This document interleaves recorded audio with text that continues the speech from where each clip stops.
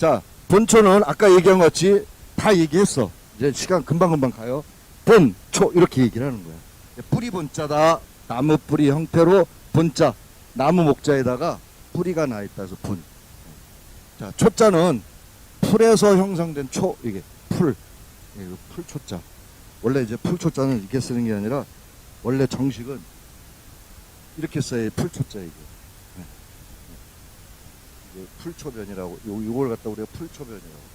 보통 이렇게도 간단하게 간자체로 나오지. 근데 어떤 분이 또 그게 풀초자니 정식으로 상형물자 같이 써 있는 풀초자가 있어. 원래는 이렇게 돼 있어. 이렇게 돼 있는 게 풀초자예요 원래. 네? 네. 이렇게 돼 있어요. 또 하라고 그만합시다 이제. 옛날에 또 풀초자는 어떻게 돼 있냐? 이렇게 돼 있어요. 5개. 더는 나도 몰라. 여기까지. 근데 한문에는 여기까지 돼 있어. 여기까지. 상형 물자는 여기까지 돼 있고 이걸 변형을 시켰다 이렇게 돼 있어요. 자, 한의학의 약물 중에 초본 식물과 목본 식물이 대부분 차지하고 있다. 말 그대로. 네. 나무와 그다음에 초로 되어 있다. 한약은. 네. 어저께 제가 제기동에 가가지고 그저께 그저께 제기동에 가서 십전대보탕이랑 그 다음에 간맥산을랑 그 다음에 뭐 하나 있지? 육미지왕탕 이렇게 3개를 가서 이제 마치러 갔었는데 십전대보탕은 이제 봄이기 때문에 제가 먹으려고 어머니가 엊그저께 뭐 요즘엔 뭐 한약도 안 해주고 막 그러시길래 참 되게 부담스럽다고. 나는 약재를 교육용으로 우리 집으로 보내달라 그래갖고 그걸 갖고 내가 강의를 하는데 우리 어머니가 그거 왔는데 당신 건 줄 알고 뚜껑을 열어보니까 이 팩으로 안 돼 있고 다 그냥 막 이걸 봉지 안에 저걸로 돼 약재가 쌓여있네 그 건재들이. 그랬더니 뭐 이러시는 거야. 되게 부담스럽더라고. 그래서 제가 이제 제기동 가서 어머니한테 맞는 약재를 녹용 좀 넣고 그래서 해서 드렸는데 저희 어머니 욕하는 게 아니라 연세가 드시면 들수록 더 오래 사시려고.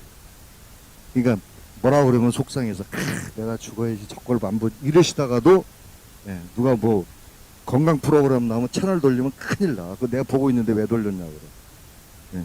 그런 식으로 더 삶의 애착을 갖고 계시더라고요. 그거 보시고 야 오메가3 내일부터 안 먹는데. 왜요? 그랬더니 엊그저께 방송에서 오메가3 먹으나 마나 혈전도 뭐 다 거짓말이라고 그랬다고 들으셨어요 여러분도요? 혹시 그랬다고 오메가3 안 먹는데 내가 그거 캐나다에서 어렵게 구해서 그걸 내가 드렸더니 이제 안 먹는다는 거야. 큰일 났어 이제. 안 드신다 그래갖고. 그 남는 거 어떡하냐고. 내가 먹으면 난 더 뚱뚱해질 텐데. 그래서 이제 또 텔레비에서 또 뭐가 나온다 그러면 전화해. 문자를 보내. 아들아 오늘 돼지고기에 대해서 나왔는데 뭐 목살 뭐에 뭐를 큰일 났어. 그 살려면 보통 목살 요거 주세요 저거 주세요 그러면 한꺼번에 모둠으로 파는 게 아니잖아요. 정육점에서. 단가만 비싸지는 거야. 참. 근데 그렇게 안 해주면 섭섭하게 하니까. 우리 사람 보러 얘기를 하면 우리 사람은 일거리가 커지니까 얘 알았어요. 대답은 하는데 안 해줘. 어쩌다 한번 해줘. 우리 사람이 나쁜 사람이 아니라 나쁜 사람 돼버리는데 죄송한데요. 그렇게 해주기에는 자기가 너무 많은 시간을 뺏기는 거야. 그러려냐고 사세요. 저희 집은 이거보다 더 크게 나요. 그래도 그러려냐고 사는 거야. 자, 그렇게 제가 제기동에서 약재를 사가지고 썼는데 거기에 동물성이 하나도 없다는 거. 십전대보탕은 사군자탕이랑 사물탕 2개를 합해서 여기 팔미탕이라고 그래. 팔미원 또는 팔미탕이라고 그러는데 거기에 황기와 육개를 집어넣어서 십전대보탕이 되는 거야. 그러면 사물탕은 여성들한테 좋고 사군자탕은 남자한테 좋은 거예요. 그 사군자탕은 기회약이고 사물탕은 혈액약이야. 그럼 두 개를 다 합하면 기혈이 어떻게 돼요? 소통이 되잖아. 기혈 소통이 돼. 남녀에 좋고. 그럼 남녀 노소 할 거 없이 다 좋다는 거예요. 그래서 십전대보탕은 십전대보차나 십전대보차. 옛날에 다방이라는 데 가면은 예, 쌍화탕차, 십전대보탕차, 예, 보중 이끼탕차 이런 식으로 차로 만들어서 사물탕차, 사군자탕차 이렇게 나눠서 가고. 그걸 무슨 다방이라고 그래요? 응? 전통찻집 또는 전통찻집 또는 네. 한방 찻집 그런 얘기를 했어. 그래서 가면은 한방 찻집이라고 그래. 한방 찻집. 네. 거기 가면은 연세 지긋하신 분들이 야 쌍화탕에다가 달걀 동동 띄어 갖고 와라 그렇게 노란 달걀을 예, 하나씩 추억을 갖고 계시. 이쪽은 추억인데 이쪽은 추억이 없으신 거예요. 여기 와서 얘기해. 그렇게 해서 먹으면은 건강해져. 달걀 알 얘기가 나와서 진도는 진도고 또 정보는 정보잖아, 그죠? 달걀 알. 네. 전에는 달걀 먹으면 콜레스테롤 수치가 높다고 그래서 못 먹게 했는데 최근에는 거꾸로 먹어도 괜찮더라. 그래서 제가 항상 강의를 다닐 때는요, 저한테 물어봐요. 내가 어디가 아픈데 뭐 먹으면 좋아요. 그래서 받으세요. 그래요. 깜짝 놀래. 나는 무슨 찬成분이라 뭐 먹고 그러려고 한의원에서 그러는데 근데 왜 저한테 물어보세요. 잘 아시면. 본인 몸은 본인이 잘 알아요. 근데 꼭 확인 사살을 해 나한테. 근데 나는 다 알거든. 이 사람 의도가 뭔지 알거든. 알면서 물어봐. 진짜 모르고 물어보는 사람은 거의 없어. 알기 때문에 물어보는 거야. 왜?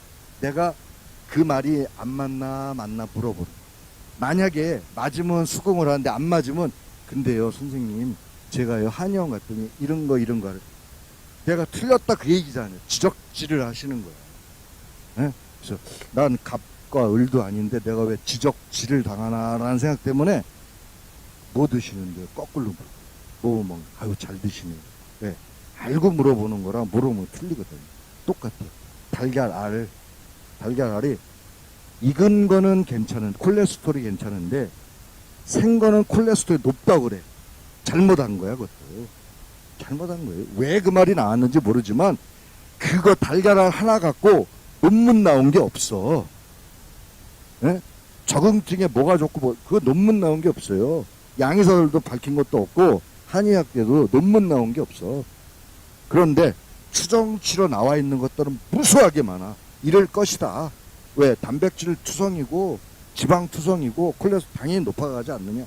거꾸로 얘기를 하자고 콜레스테롤이 높거나 살이 많은 사람한테는 어느 정도 영향을 미칠 수 있으나 만약에 그렇지 않은 체질한테는 도움이 엄청나게 되는 거야. 네. 음과 양이 있고 양 속에 음이 있고 음 속에 양이 있어. 죄송해요 침특해서.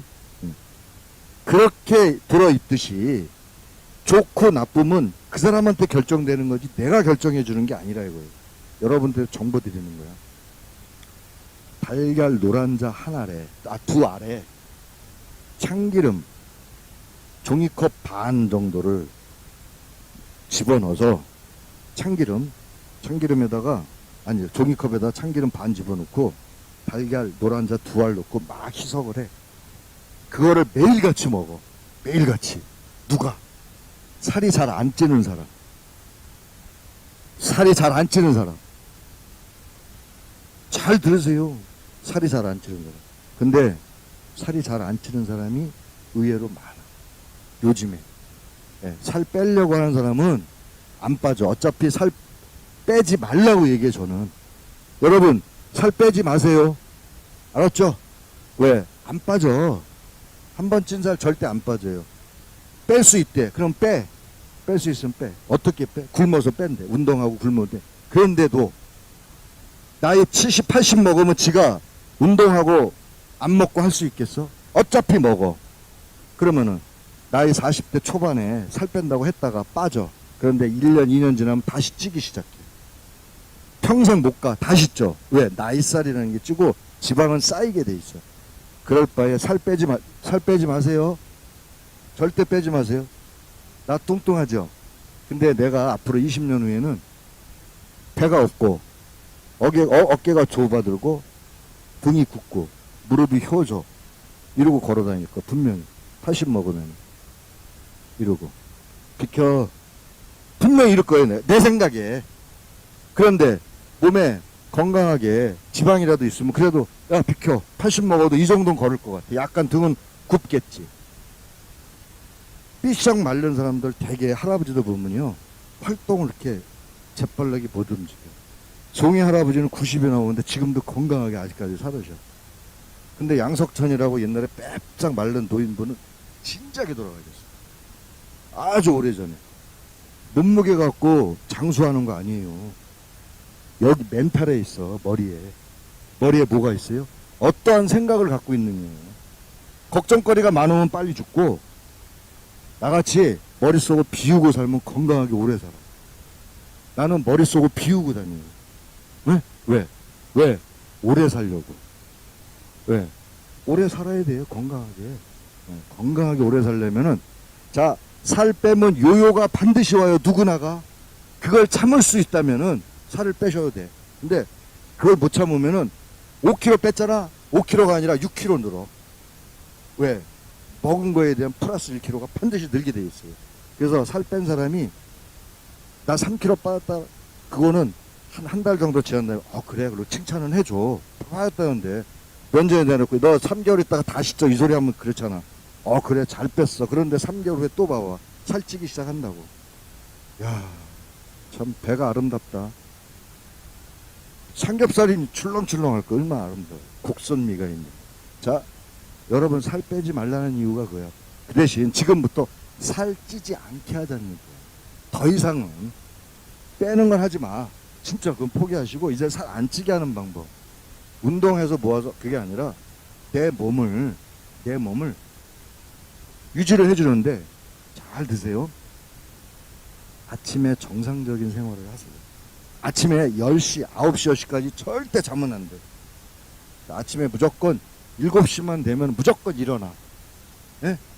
예, 무조건 일어나요. 난 6시에 일어나요. 그건 잘한 거야. 그렇지만 7시에 일어나. 왜? 열받네. 땀 좀 닦고요. 이게 조명 때문에 굉장히 뜨거워.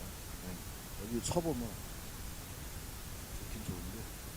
자, 7시 무조건 일어나. 그래서 정상적으로 세수하고 씻고 밥 챙겨줄 거 챙겨주고, 그 다음에 애들 다 학교 가는 거 다 해주고 9시서부터 내 할 일을 하는 거야. 음악을 듣든 청소를 하든 내 할 일을 하세요. 졸리면은 나 한잠 자고 갈래. 절대 자지 마. 오전에 자거나 12시 뭐 오후에 자면은 밤에 또 잠 안 와갖고 늦게까지 또 자. 생활 습관을 바꾸는 거예요. 여러분들, 자, 아침에 일어났어. 할 일 하고 절대 자지 말고, 졸려도 자지 마요. 응? 졸릴 것 같으면 이제 나가는 거야.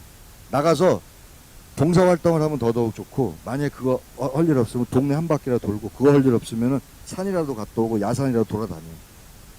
예, 쑥이라도 캐고 뭐 발효액 만들 걸스라도 만들고, 시장 가서 구경도 하고, 안 되면 버스 타고 다 종점까지 갔다 다시 종점까지 오는 한 있더라도 낮에 활동을 움직이는 거예요.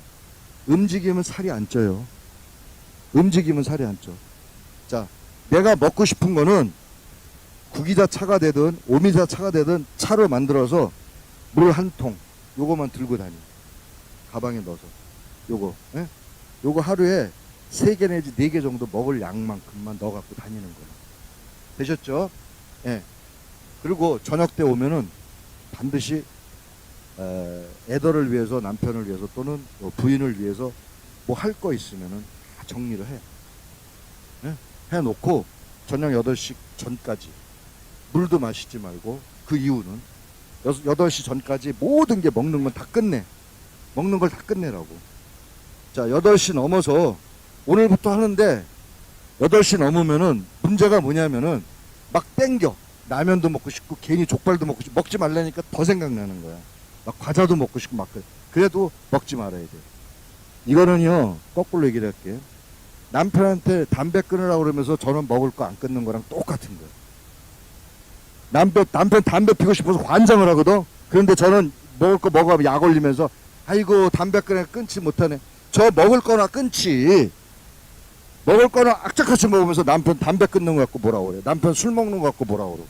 그러지 말고 같이 끊는 거야. 먹을 거 끊어야 돼. 절대 안 먹는 데가 아니라니까. 먹을 거 끊어야 돼. 살찌는 이유가 있어요. 그지가 요즘에 그지들이요 먹을 게 없으니까. 옛날에는 그래도 먹을 게 있어서 국내 돌아다니면서 먹었거든. 요즘에는 음식 쓰레기통 뒤지는 거 아세요? 봤죠? 가끔 보죠? TV뿐만 아니라 요즘에는요 먹을 거 잘 안 줘. 옛날에는 가끔 줬는데 요즘엔 아예 안 줘. 그지들이 그 쓰레기통 뒤지는 그지 90%는 다 배가 등짝에 붙어 있어. 왜? 배가 등짝에 붙어 있으니까 먹을 거를 쓰레기통 뒤진다니까. 배가 나와 있는 그지는 절대 쓰레기통 안 뒤져요. 배가 등짝에 붙어 있는 그지. 그지들이 이러고 다니는 그지 하나도 없어요. 배고파서 이러고 다니지. 옛날 그지들도 다 이러고 다녔어. 왜? 배가 등짝에 붙기 때문에. 안 먹기 때문에 살이 안 찌는 거거든요. 그지들은 피부가 얼마나 고운지 아세요? 왜 고와? 안 씻어서 고와요. 피부병 걸린 그지도 있지만 그러지 않은 그지. 우리는 너무 씻어가지고 건조해진 거야. 예? 살비름, 걔들 살비름 별로. 그지가 냄새나는 게 안 씻어서 냄새나는 게 아니라 옷을 안 빨아 입어서 냄새나는 거야. 자, 안 먹고 나는 안 먹는데도 살쪄요. 물만 먹어도 살쪄요. 그래요. 자, 그런데 이제 음식 조절하는 방법이야. 밥을 하루에 2끼 먹을 거만 계산을 해. 2끼. 근데 아침에 왕창 먹고 저녁 때 왕창 먹으면 2끼를 살 안 빠져. 2끼를 어떻게 먹냐? 5번으로 나눠 먹는 거예요. 2끼를. 2끼를 다 5번 하는데 아침, 점심, 저녁은 정상적으로 먹는 거야. 2끼 갖고. 그러면 중간에 세찬 먹듯이 곧, 자, 3번 나눠 먹을 거를 한 번씩 먹을 거를 빼. 거기서. 무슨 얘기냐? 내가 하루에 5kg, 하루에 5kg를 먹어. 예? 한 끼에. 예를 들어 뭐냐. 다음에 여기 또 저녁도 5kg, 예를 들어 2번을 이렇게 먹으란 말이에요. 그러면 요거를 2개 합하면 몇이에요? 10kg 아니에요. 요거 나누기 5회. 그러면 얼마나? 2kg씩 먹는 거야. 예? 그러면 아침, 점심, 저녁 먹고 세 찬 한 번씩 먹는 거예요. 세 찬 먹는다고 저녁 세 찬 먹으면 안 돼. 이거 안 먹고 저녁 세 찬 먹으면 안 된다니까. 그러면 이거 2kg, 이거 2kg, 이거 2kg 먹고 아침에 먹은 게 8시에 먹으면요. 7시에 밥 먹으면은 7시 반, 8시 정도 먹으면은 꼭 10시, 11시에 배고파. 정말 그래요. 네? 아, 그런데니까 움직이지 않으면 배 안 고파. 저같이 여기 서가지고 3시간 동안 서서 움직여봐봐. 네? 여기 올 때 운전하면서 신경 쓰고 운전하고 3시간 동안 땀 삘삘 흘리면서 강의 한번 해봐봐. 네. 내 요거 끝나고 2시서부터 5시까지 금천구에 허준 약초학교 또 강의를 가.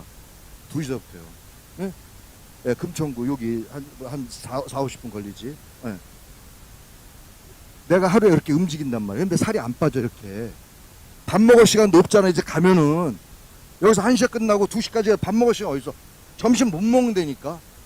그러면 저녁 때 5시에 끝나. 그러면 6시에 저녁 먹으면 식당에 밥 이만큼 주는 거 아니잖아. 한 공기 주잖아. 그러면 그거 한 끼 먹어.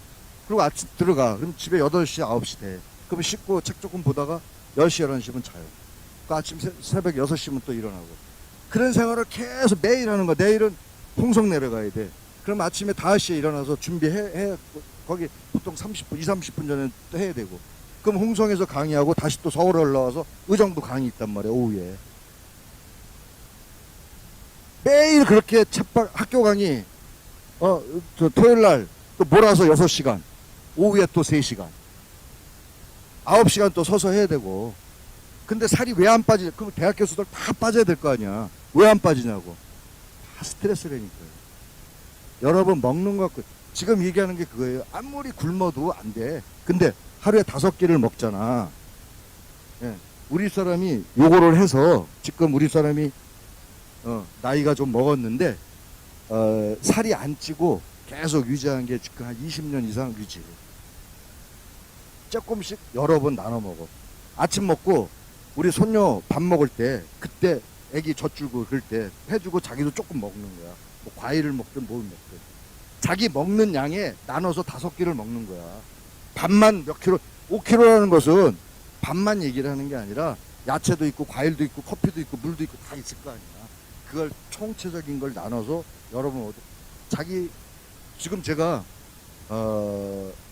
평균 몸무게가 지금 몇 킬로 정도 나가나 보여요 제가. 네?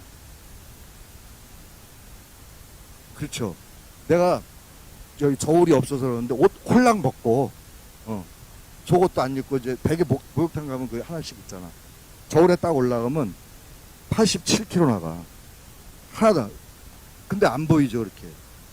87kg 나가는데 옷을 입고 자면은 90kg야. 네, 옷이 한 2kg 정도 나가더라고. 네. 그렇게 이렇게 안 보이죠? 뼈 무게인 것 같아, 뼈. 속 차서 내 양심적으로 미안해. 지금 몸무게 갖다 놓으면 내가 딱 재면 지금 90kg야. 이 구두까지 신고. 네.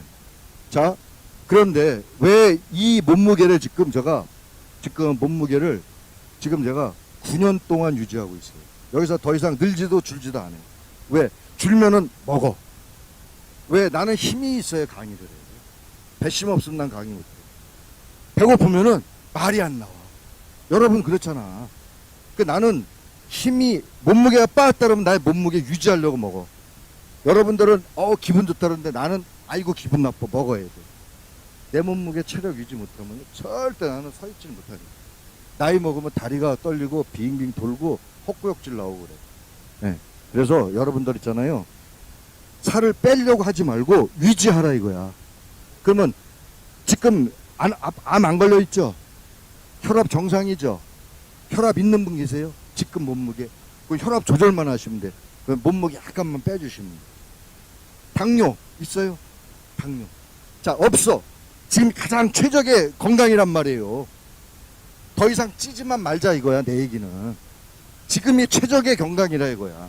근데 적신호 건강을 갖고 계시는 분들은 조금만 빼줘. 많이 빼지 말고 지금의 몸무게 10%만 빼줘. 네? 80kg면 8kg 빼야 돼. 10% 빼라니까 그거 얼마 안 되네. 아니다. 50kg면 5kg 빼야 되고. 근데 몸에 만약에 적신호가 있는 분은 10%만 빼주라고. 내가 몸에 이상 생긴다 그러면 난 81kg로 확 빼버려. 무슨 수를 써도 내가 운동을 하든 뭐 하든 조깅을 하든 막 굶어가면서. 권투 선수가요. 개체장 재가지고 권투를 하거든. 라이트급 예를 들어서 65kg다 그러면 65kg. 평상시에 75kg인데 권투 시합하는 날 65kg를 확 줄여야 돼. 10kg를. 어떻게 줄이냐. 일주일이고 열흘이고 밥 한 끼도 안 먹어. 걔네들. 물만 먹고 진짜. 그리고 조깅을 하는 거야. 아침 8시부터 시작해서 밤새 저녁 대여시까지 하루 왼종일 뛰어다녀. 앉아있을 시간 계속 뛰는 거야. 서서도 뛰고 뭐하고. 그래가지고 10kg를 확 줄여버려요. 그리고 링에 올라가서 권투하는 거야. 몇 라운드를 뛰어? 12라운드를 뛰어요. 1라운드에 3분씩이야. 12라운드에 36분을 뛰어야 되는데 쉬는 시간까지 있어. 그럼 1시간 동안 거기서 권투. 그것도 죽기 살기로 하는 거야. 상대방이 죽어야 되니까, 다운돼야 되니까. 죽기 살기로. 정신력으로 싸우는 거죠. 몸무게 10kg 빼고. 여러분들한테 말씀드리는 게 그거야. 빼려면 그렇게 빼야 되는 거고, 어설프게 며칠씩 해서 3kg 뺐다. 그건 뺀 게 아니라 이거지. 보통이요, 여러분들이 몸무게 뺀다고 3일 동안 안 먹으면 3kg 내지 5kg까지 빠져. 일반적으로. 뭐가 빠지는 거냐면은 수분기만 빠지는 거예요. 수분기가 빠지면은 저같이 허벅지 이렇게 튼실해야 되는데 수분기면 여기가 말라.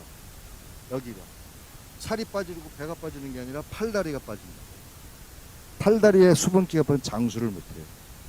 목욕탕 가면 할머니 할아버지들 팔다리가 가늘어. 네? 근육이 오그라들면서 수분이 빠지니까 근육 양이 주는 거예요. 배는 지방만 껴서 볼록 나와요. 그 젖은 있는 대로 늘어져 있고. 여자만 젖 늘어지는 게 아니라 남자도 한없이 늘어져. 여기에 이상하게 남자도 여기에 기름기들이 있어요. 노인분들, 남자 노인분들. 없는 분도 계시지만 있어. 여기가 볼록 몰리듯이 이렇게 몰려있다. 네. 그런 식으로 살이 빠지면, 자, 왼손을 이렇게 피세요. 오른손으로 왼손 손뚜껑을 이렇게 꼬집어봐. 이렇게 딱 잡아봐. 놔봐. 첫 시간에 했죠? 네? 안 했어요? 오늘이 첫 시간이지. 이렇게 잡아서 탁 놔봐. 자, 이렇게 놓고 봐봐봐. 예, 없어지세요.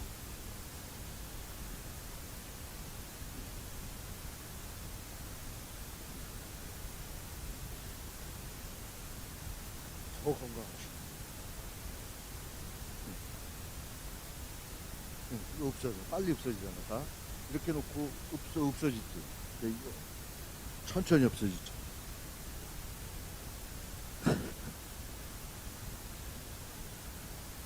굉장히 건강하시. 자, 주름이 빨리 펴지잖아. 예? 그럼 둘 중에 하나야. 건강하거나 지방이 많거나. 응? 예. 근데 주먹 쥐고 하면 빨리 펴지고 주먹 피고 하면 늦게 펴져. 근데 살이 늦게 펴지면은 그만큼 내가 노화되어 있다 이렇게 보면 돼요. 그리고 노화되어 있고 첫째, 두 번째는 살이 안 쪄 있다 이렇게 보면. 빨리 펴지면은 노화되어 있지는 않지만 지방이 많거나 지금 내가 살이 쪄 있다라는 신호가 있어요. 응? 네. 자, 손바닥을 바닥에 놓으시고 자꾸만 인상 쓰시는데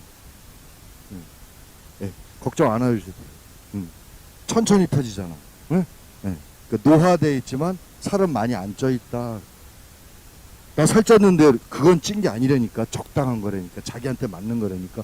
지금 특별히 안 걸리고 안 아프면은 지금 체질이 가장 현실적이라는 얘기예요.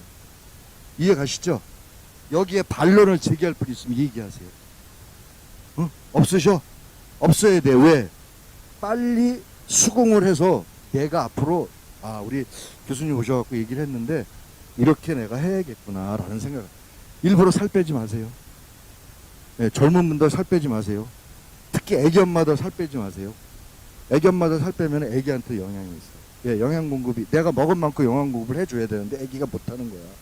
베개들 기름기 안 먹으려고 그러는데 애기는 기름기가 필요할 때가 있다니까. 성장에 반드시 필요해. 필수 아미노산 중에 기름기가 단백질, 기름기가 탄수화물, 단백질, 지방 세 개가 우리 필수 아미노, 우리 몸을 케어하고 키우는데 가장 중요한 거라고. 그래 안 그래요? 근데 탄수화물 줄이지, 지방 줄이지, 단백질 줄이지, 그 뭐 먹고 안 돼. 뭐 먹어? 풀만 먹어. 풀만 먹어도 소, 말, 코끼리, 기린 다 비대동물이야. 근데 고기 먹는 사자, 네? 표범 다 날씬해. 재빠르고. 어떻게 할 거야? 뭐라고 얘기할 거야? 왜? 어떻게 하냐고. 고기 처먹는 사자나 표범은 날씬해서 막 날아다니고 풀만 처먹는 소나 코끼리나 느리 세상 막 그렇게 어떻게 하냐고. 그럼 뭐 먹어야 돼? 뭐 먹어야 돼? 고기 먹어야 돼. 먹지 말라고 방송에서 나오는데 저는 살 빼지 말라는 이유가 그런 데 있다 이거예요. 네? 자, 우리가 고기 안 먹는다고 해가지고 살 안 찐다고 택도 없는 소리 하고 있네. 고기 안 먹어도 살 엄청 쪄요. 저는 고기 안 먹는데도 살쪄. 네, 물만 먹어.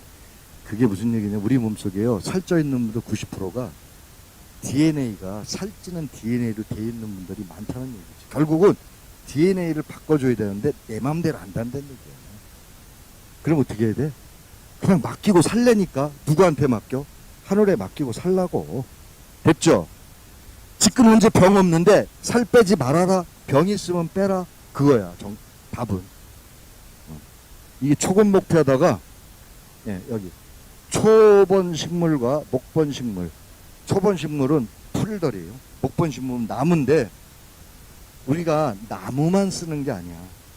나무에도 여러 가지가 있어. 나무에도 나무 붉은 나무 상상하는데 나무 가지를 얘기해. 가지. 나무 가지 중에서 뿌리가 아니고 가지 중에서 대표적으로 겨울에 나는 겨우살이 같은 경우에는 나무가 아니잖아. 풀도 아니고 예, 나무도 아니고 기생을 하는 하나의 버섯도 아니고 그거 같기도 하고 예, 그래서 우리가 줄기식물도 아니고 예, 우리가 그래서 이제 그런 것들을 우리가 가지식물이다 그래가지고 가지로 또 씁니다. 됐죠? 예, 여러분들한테 그런 것들 하나하나를 자꾸 알려드리는 것도 다. 그 다음에 초본 식물 중에서도 초라고 해서 풀만 쓰냐. 그러니까 우리가 그게 아니라 줄기도 쓰는 거예요. 줄기.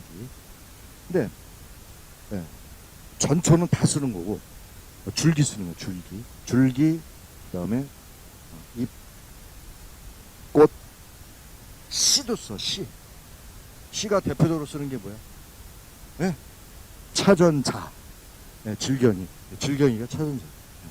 또 자자 들은 거 있잖아.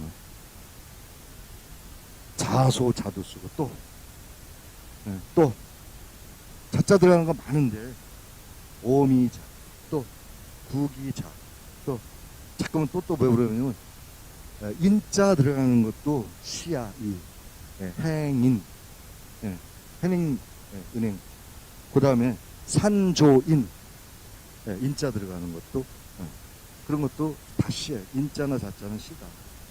예, 배추가 산조인이야. 배추씨가 산조인이라고. 근데 아이러니하게 어떤 분이 또 손을 땄더니 교수님 배추씨는요 원래 발라내고 먹는 거 아니에요? 그런 얘기 들었죠? 배추씨는 제거해라. 삼계탕에서 또 한약 그릇 때도 하라. 별 사람이 다 있어. 그죠? 그럼 넣어야 돼 말아야 돼? 응?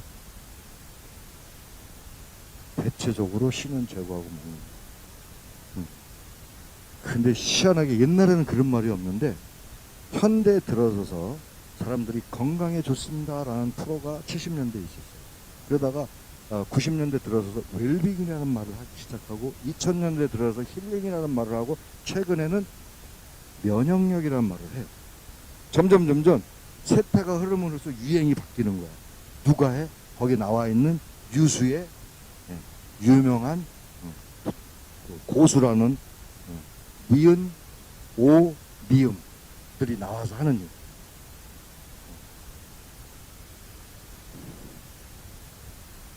그쵸? 이 방송을 하기 때문에 직설요법을 쓰면 직설화법을 쓰면 큰일 나거든. 그런 거는 너무하고 어떻든 그렇게 우리가 유행을 따라듯이 약자를 쓰면 안 된다는 거예요. 원전에 보면은 제거하는 말 하나도 안 나와 있어.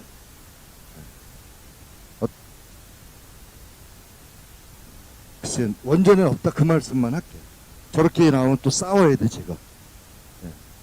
지가 알아서 먹어야지 일을 다치든 말든. 그냥 배추에 씨 있다 생각하면 입을 꽉 깨물겠어? 오물오물 하겠지, 그죠? 그건 아닌 것 같아.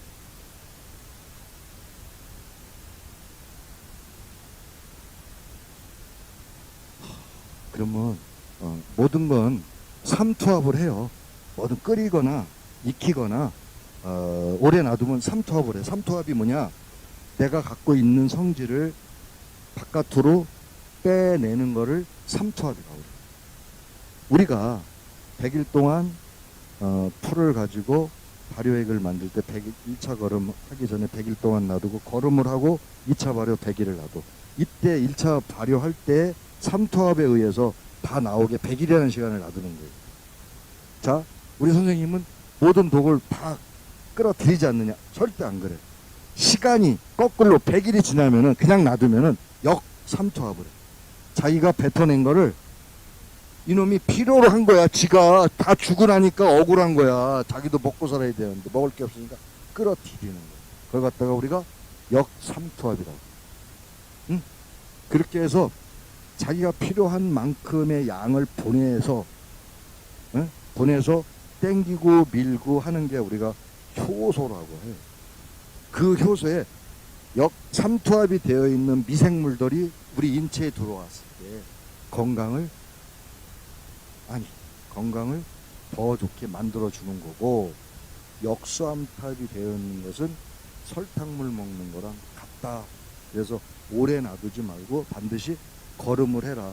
근데 어떤 분이 저는 2년 지나고 3년 지났는데요. 그 어떻게 돼?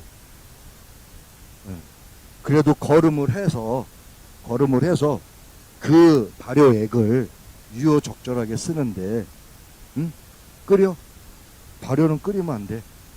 발효는 더 죽어. 우리 체온이 36.5도가 최고의 효소를 저장할 수 있는 체온이에요. 그 이상이 되면 열이 나. 그 이하로 되면은 한사를 느껴. 추움을. 그래서 30도 이하, 33도 이하면 동사를 하는 거예요. 그래서 우리가 보통 죽은 사람은 33도 이하를 사망했다. 얼어 죽었다. 네. 근데 만지면은 싸늘해. 우리가 그런데 3일 만에 부활하는 사람도 있었어, 옛날에는. 근데 요즘에는 바로 냉동실로 들어가서 그냥 얼어 죽었어. 옛날엔 부활했다니까. 근데 지금은 그냥 죽어버려. 지금은 옛날엔 죽었다 살아나잖아. 예, 많았어요. 그래서 옛날에 고양이를, 돌아가신 집에 고양이 근처도 못 오게 하잖아. 왜? 고양이가 넘어가면 관이 뻘떡 일어난다고 하잖아. 예? 그래서 죽은 사람 그냥 놔두지. 그 깨내면 재산 또 나눠 먹어야 되는데 살아났다고 또 그런 분도 있었대요. 옛날에 관뚜껑 뚫고 나오고. 왜? 사람이 죽으면요 바로 묵는 게 아니잖아. 하관식 할 때까지는 살아있다고. 3일이 아니라 하루 반. 하루 반나절 후에 이제 염을 하는 거야. 24시간이 지나면 염을 해요. 그건 제가 더 잘 알아요. 염할 때 그냥 하는 게 아니고 여러 가지가 있어. 또 시간이 쉬는 시간인데 어떡하지? 그냥 하고 제가 조금 일찍 끝낼게요.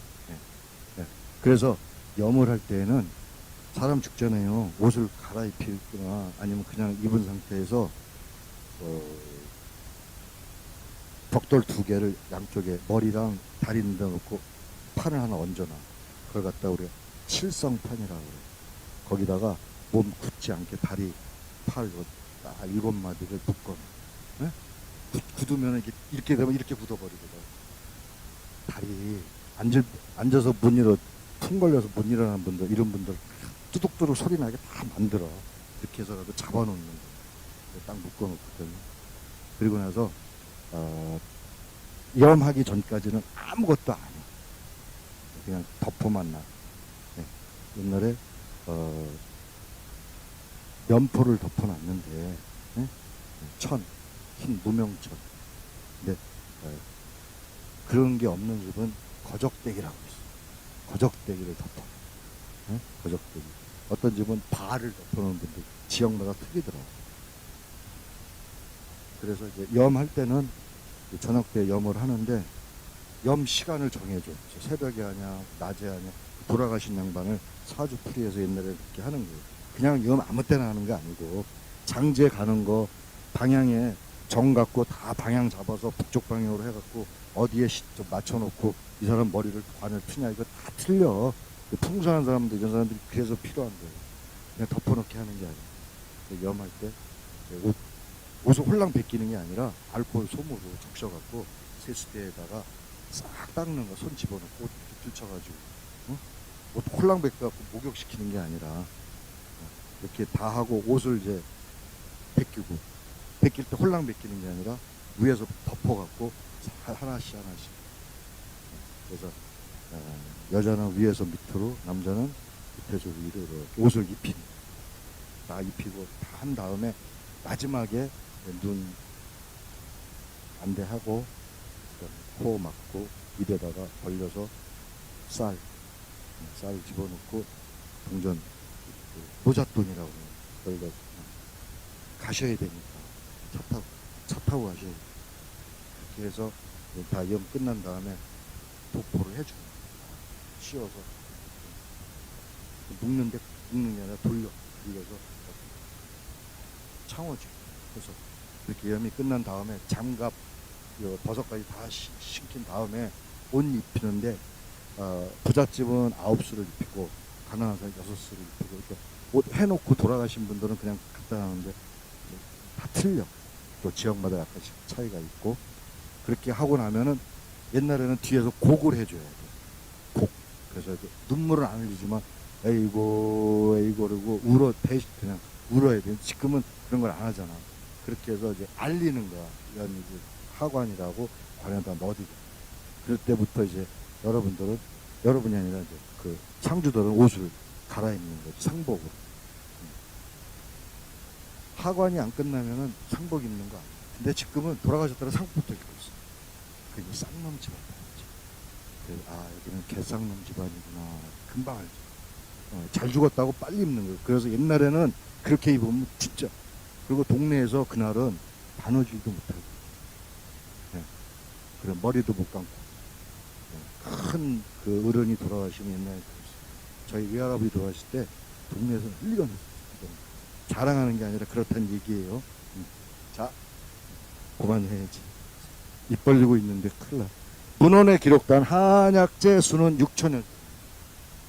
지금은 조금 더 늘어났지만 6천여 종이 지금 문헌에 있다. 문헌이 굉장히 중요한 거거든. 약용에 사용되는 건 500에서 700인데 지금 많이 바뀌었어. 뭐에 요즘에 아로니아도 있고 초코베리도 있고 블루베리도 있고 뭐도 있고 뭐 엄청나게 많은 것들이 생기잖아. 그거 빼고 그거는 최근에 한약방에서 나오는 그런 여러 가지들도 있지만 그거는 원전에 없는 거예요. 원전에 없는 거는 나도 안 써. 왜?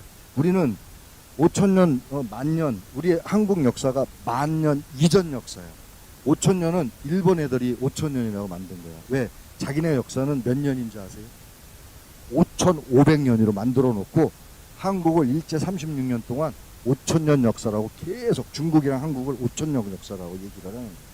그 기록을 바꿔. 근데 우리나라 동이족을 우리 훈족이에요. 네. 그 붉은 악마, 그 훈족이란 말이에요. 동이족이고. 그걸 보고, 그 역사를 보면 만년 이전의 역사들을 갖고 있어요. 그래서 나는 반만년이라 그러면 그냥 이렇게 주먹으로 한데 주둥이를 때리고 싶어. 우리나라는 그 이전의 역사를. 그래서 그때 보게 되면 약용을 쓰는 게 그때는 100여 종, 많게는 300여 종 썼다고 하는데 발달해서 내오는 게 지금 700여 종으로 현존에 쓰고 있는 거예요. 즉 여러분들 동의보감도 있지만 최근에 쓰는 여러 가지 그 책들이 나와 있어. 거기에서 쓰는 것들이 이런 것들. 이해 가시죠? 예. 자, 다음에 약용 한약재 500여 종이 그러니까 종 중에서 85%는 식물이고 나머지는 15%는 동물과 광물로 되어 있다. 그래서 약용식물, 여러분들은 약초관리사, 약용식물 이런 것들을 배워왔어요. 그렇죠? 되게 보면 요즘에 약용식물관리사 이렇게 배워요. 거기에 광물이 있고 동물이 있어. 광물은 대표적으로 뭐가 있을까요? 광물. 응? 광물. 금, 옥, 게르마늄 또. 응. 산골. 예. 산골이 대표적이야. 금, 산골. 예. 그 다음에 또 뭐가 있을까요? 광물에 수정, 석고. 예. 그 다음에 주사, 결명주사. 예. 예. 그런 것들도 다 광물로 써. 자, 그 다음에 동물은 또 뭐가 있을까요? 동물. 노경. 그렇지. 아이고, 정확하게. 노경. 오공은 충에 들어가. 충. 개미. 오공은 뭐야, 오공? 오공이 뭐예요? 응? 진해란 말이야. 그 다음에 선패라고 있어. 매미 껍질. 맴하는 매미 껍질. 그 선패라고 그래. 곤충에 들어가. 이건 충에 들어가는 거든 것들. 동물로는 아까 얘기했던 노경이라든가 코뿔소뿔. 요즘에 엊그저께 텔레비에 나왔죠. 코뿔소뿔 이거. 그 서각이라고 그러는데 서각 그거는 중풍에 많이 쓰는 거예요. 예. 예. 그 다음에 사양도 들어가 있고 예. 호골이라고 해서 호랑이 뼈도 들어가고 예. 또 예. 이런 식의 여러 가지가 있어. 바다에서 나오는 게 있고 육지에서 나오는 게 있고 하늘에 나는 공중에 있는 거 있고 공중에 대표 있는 게 닭부터 시작해서 참새 뭐 여러 가지 나는 동물들 예. 예. 꿩도 있고 꿩고기도 굉장히 육지에는 굉장히 많죠. 동물들도 많고 사용하는. 바다에서 나오는 게 뭐가 있을까요? 다시마, 해마, 미역, 그 다음에 요즘에 봄에 먹는 텄, 텄 말고 또 있잖아. 네? 매생이. 그 다음에 뭐 굴, 응? 기타 등등 바다에서도 많이 나오죠. 네. 또 바다에서 나오는 거북이. 그걸 우리가 구판이라고 얘기해요. 거북이. 응? 구판. 네. 그 다음에 자라도 막. 그래서 동물용으로도 많이 약용으로 많이 쓴다. 그래서 이렇게 여러 가지 광물성, 동물성, 대다수 초근목피로 되어 있다. 몇 프로? 85%가 식물로 되어 있고, 본초는 한약재의 의미 외에도 전통적인 본초 서적을 의미할 때는 신수본초, 중류본초, 요게 무슨 얘기냐? 우리 동의보감 원전의 이전의 책들이에요. 예. 동의보감 이전에. 이게 지금, 동의보감 나오기 전에. 그 동의보감을 보게 되면은 옛날에 이렇게 신농씨가 써있는, 신농씨는 책을 안 썼지만 그 제자들이 써. 응? 예. 자, 여기 신농본초경, 이 책을, 신노본초경이라고 책을 만들어가지고 제자들이 쓴 거예요. 동양에서 가장 오래된 문헌이다. 예. 신농은 전설상의 인물이야. 신농이라는 사람은 우리가 환웅과 똑같다. 곰한테 태어난 환웅이랑 신농도 똑같아. 예, 중국에서는 그런 역사를 갖고 전설상의 인물이 하루에 100가지의 약초 효능을 결정했다. 하루에 돌아다니면서 뭐 먹어보고 썰어보고 100가지 약을 만들어냈다. 이게 다 거짓말이지. 예, 어떻게 하루에 자기가 뭐 박사도 아니고 현대 기계 있는 게 아닌데 이거는 뭐 간에 좋고 이건 담에 좋고 먹어보고 어떻게 100가지를 다 결정하냐고. 그렇다는 얘기지. 근데 안 믿을 수도. 시험 문제에 이게 나와. 그러면은 이거 하루에 했다고 써야 돼. 안 믿으면서 써야 돼. 왜? 책에 문헌에 있기 때문에. 아이러니하죠. 여러분 같으면 따질 것 같지. 따져서 안 될 일도 있고 따져서 될 일도 있어. 요즘에 참 우리나라가 어수선해가지고 어떤 건 좋다 어떤 건 나쁘다 뭐 잘했다 못했다 그러는데 좌우지간 세월이 흘러봐야 하는 거야. 잘하고 못한 건. 그죠? 이것도 똑같아. 지금도 안 믿, 이 당시에도 안 믿었단 말이야. 근데 지금도 안 믿어. 근데 시험 문제 나와. 그럼 어떻게 해야 돼? 해야 돼. 어쩔 수 없어. 네. 자, 신농은 동양에서 본초의 창시자야. 신농이라는 분이. 신농씨라고 그래요. 네. 우리가 하도낙서라고 아세요? 하도낙서. 여기는 저거 성명학이라든가 사주 보는 분들이 안 계시네요. 네. 거기에 또 이런 말들이 나와 있어요.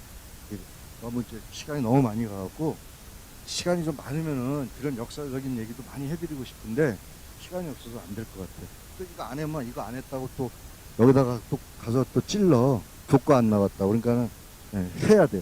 현재에도 과학적으로 입증되고 있는 사실이 수록되어 있다. 근데 많지가 않아. 많지가. 과학적인 걸 하려니까 너무 광범위해. 거기에 보면 오행도 들어가야 되고 음양도 들어가야 되고 거기에 또 상생상극도 들어가야 돼. 나중에 시간 나면 그런 것도 강의 좀 해드리려고 그러는데 그런 것 때문에 과학적으로 입증하기가 굉장히 쉽지가 않다 이거예요. 예, 이 두 분이 체질이 똑같을 것 같은데 완전히 극과 극인 상태도 나오고 왜 여성이니까 같다고 생각하고 여자한테 좋은 게 사물탕이야. 근데 어떤 분은 먹고 건강해졌는데 어떤 분은 설사하고 막 이가 들뜨고 머리가 아프고 이런다는 거야. 그럼 도대체 어떻게 이걸 해야 되느냐. 그럼 이 사람 체질이 무슨 음체질이냐 양체질이냐 또 따져야 되고 그러니까 음체질이면은 이게 어떤 음이냐 소음이냐 태음이냐 또 따져야 되고 골치 아픈 거지.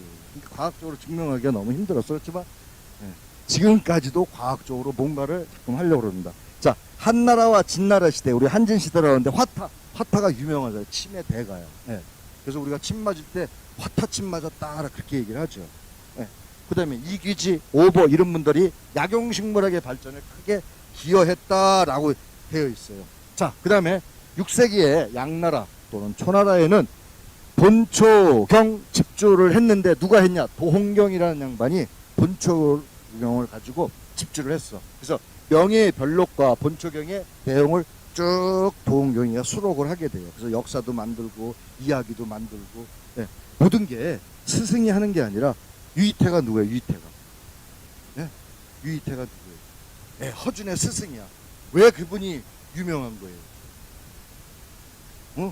허준이를 가리킨 스승이야. 허준이가 유명하니까 그 양반이 유명해? 그게 아니라 허준보다 더 훌륭하신 분이야. 유이태는 자기 몸을 허준이한테 바쳤죠. 왜? 나를 실험을 해라. 그래서 해부학을 하잖아. 네, 간이 어디 있구나. 스승의 몸을 갖고. 대단한 분이죠. 그런 분 있으면 나와보라고 그래요. 제가 나갈래도 너무 오래된 역사라 1600년대 역사라 제가 그 거꾸로 갈 수가 없어. 아니 그 시대라면 제가 가서 나도 좀 해줘 그랬을 텐데. 자, 약물이 730종에 수록되어 있는 종류가 증가됐고 본초에서 약물의 자연분류법을 효시가 됐다. 무슨 얘기냐? 옛날에는 무조건 다 갖다 썼는데 그렇게 쓰지 않고 분류한 거야. 요거는 음체질이야, 요 양체질이야, 이건 여자야, 남자야, 요거는 허리 아픈데, 요건 다리 아픈데, 요건 두통이야. 이런 식으로 자연 분류를 했고 약물의 채취 시기 봄에 하냐, 가을에 하냐, 겨울에 하냐. 아까도 얘기했잖아요. 지금 요즘에 나오는 거는 봄에 나오는 식물, 뿌리식물을 쓰고 애엽을 써라 그 얘기를 했잖아. 저장하는 방법. 이게 고온에 놔두냐, 바람이 잘 통하는 데 놔두냐, 봉지에 넣을 거냐, 비닐봉지에 넣을 거냐. 그 당시에 비닐을 없겠구나. 종이에다 넣을 거냐, 아니면은 마대에다 묶어서 할 거냐, 집세기로 엮어서 할 거냐, 이런 식으로 했겠죠. 그렇게 해서 저장하는 방법, 보관하는 방법, 창고에 넣을 거냐, 창고 아니면 땅을 파고 땅 속에 넣을 거냐, 아니면 음막을 줘서 음에다 넣을 거냐, 이런 것들을 여러 가지 나눠서 했고, 그 다음에 진이 감별, 이게 도라진이가 진짜냐 가짜냐, 중국에서 수입해가지고 혹시 낙스라도 뿌려놓은 거냐, 하얗게 하려고 낙스 뿌려서 하는 것도 있어요. 하얗게 하려고. 백삼도 그렇게 해서 나오고.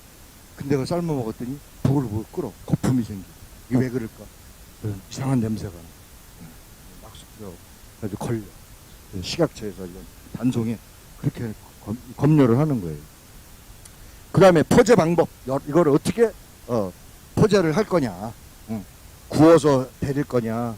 그 다음에 이거를 삶아서 할 거냐. 흙에다가 넣어가지고 구울 거냐. 볶아서 할 거냐. 그 다음에 침을 할 거냐. 뭐 여러 가지 방법을. 그 다음에 제약 몇 그램을 쓸 거냐. 몇 전 몇 양을 쓸 거냐. 막 이렇게 제약을 규범을 하는 거예요.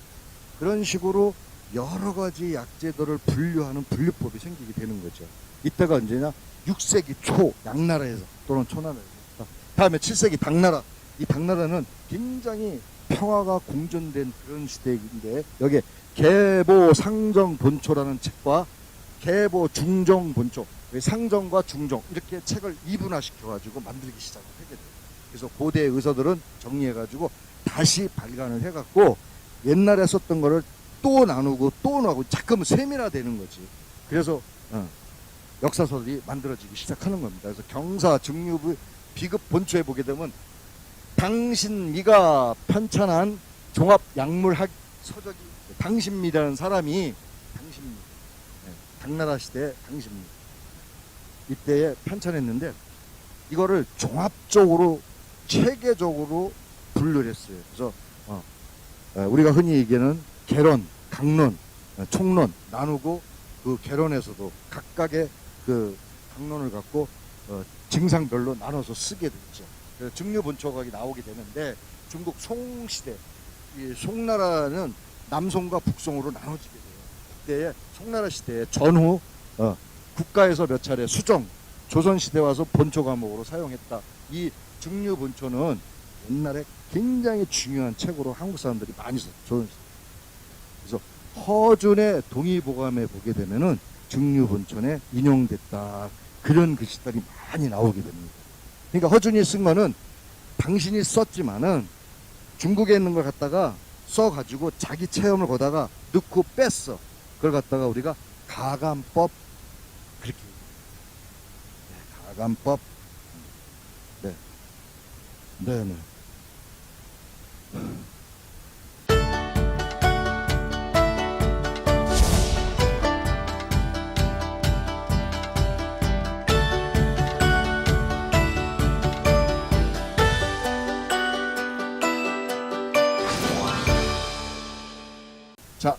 한국의 본초학은 고구려 시대부터 올라가는데 옛날에 고조선에 보게 되면은 돌팔이라는 말이 나와요. 돌팔이. 돌팔이의 어원이 어떻게 되냐? 어떻게 됐을까요? 옛날 얘기를 해주는 거예요. 옛날에 다리가 다쳐서 걷지를 못하는 거예요. 근데 어떤 분이 지나가다 왜 당신이 다리가 이렇게 됐습니까? 내가 여기 열도 나고 쑤시고 아프고 이렇게 골마 있어요. 그럼 어떻게 되냐? 걷지도 못하고 있습니다. 이 양반이 가다가 돌을 주워가지고 그 아픈 데를 갖다가 확 거버렸어. 그랬더니 거기서 피랑 고름이 왕창 나온 거야. 이 근놈은 얼마나 아프겠어요. 생사를 아픈 데에다가 또 그냥 거버리니까. 근데 그거를 꽉꽉 짜는 거야. 너무 아픈 거야. 그런데 거기다가 풀을 갖다가 으깨가지고 턱 붙여서 자기 옷으로 찢어가지고 붕대 감듯이 감아줬어. 근데 그게 다 난 거야. 근데 갔어. 이 사람이 가고 한 일주일 지나니까 꾸덕꾸덕 상처가 다 난 거야. 그리고 이 사람이 걷기 시작해. 옆집에 있는 분이 너는 어떻게 해서 그게 다 났냐? 물어보니까 이 사람이 지나가는 돌파리가 이렇게 했다. 돌파리. 돌파리가 뭐냐? 파리, 조각이라는 얘기예요. 삭은 파리. 네? 유리 파리라고 하잖아. 유리 조각을. 그러니까 돌 조각을 갖고 찢었는데 이 사람 이름을 물어봐야 되나? 이름을 모르니까 돌파리라고 부른 거죠. 네, 돌파리. 네, 그 유명한 옛날에 의사를 그래서 돌파리라고. 네? 정말이에요? 좋은 말이에요.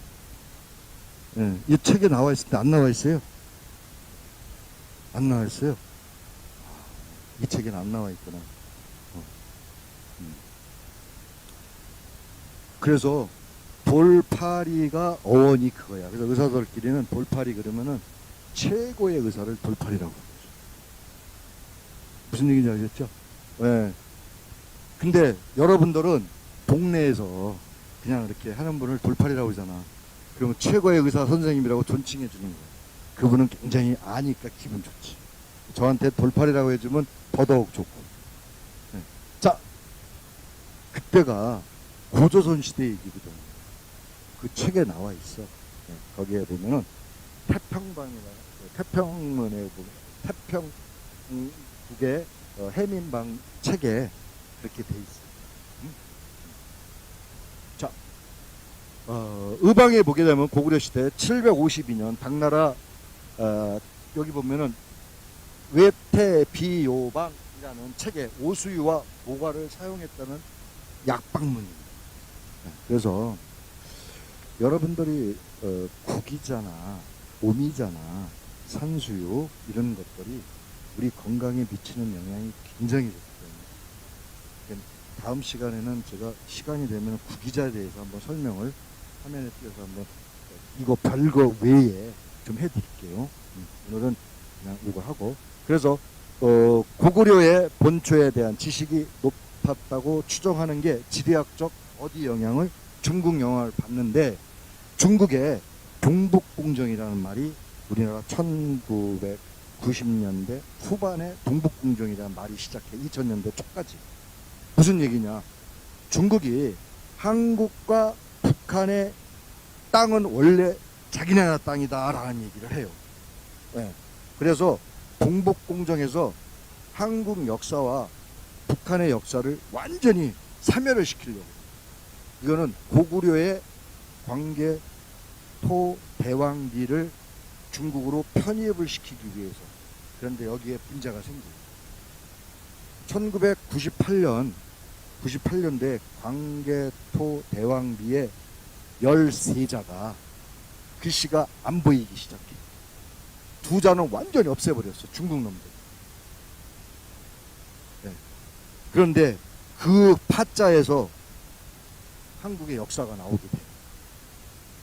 그게 무슨 얘기냐면 그때 그 당시에 그 근처에 유물을 캐는데 그 유물에서 중국 글씨가 한자 아니에요. 네? 원자란 말이에요. 번자체를 봐요. 그 한글이 그 한자가 상형물자 만든 게 훈족으로 동의족으로 그 역사서가 나와. 그래서 동북공정을 멈춰라. 그래서 지금 동북공정을 안 하고 있는 중. 그래서 중국의 유명한 학자들이 그 말을 공산당에다 얘기를 했더니 공산당에서 그 세 분을 모셔다가 총살을 시킵니다. 근데 그 총살을 당한 그분의 제자들이 함구를 하고 지금까지 있는 거예요. 가끔 이게 홍콩지를 통해서 나와. 저희들이 그거를 학계에서 알게 됐죠. 근데 그거를 우리는 무슨 국가? 약소국가라는 것 때문에 말을 걸지를 못해요.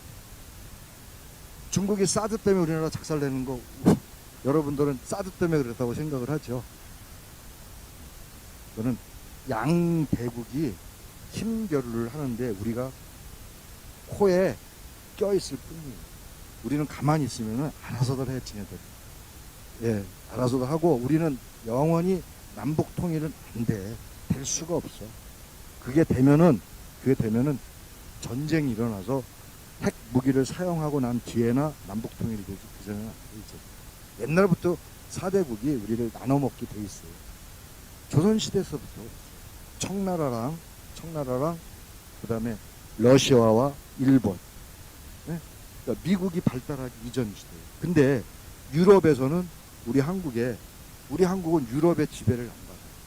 러시아라든가 그런 그 강대국들의 영향은 끼칠 수 있었지만, 근데 거기에 대표적인 게 프랑스라는 나라가 우리나라 서초동에 가면은 프랑스 마을이 있어요.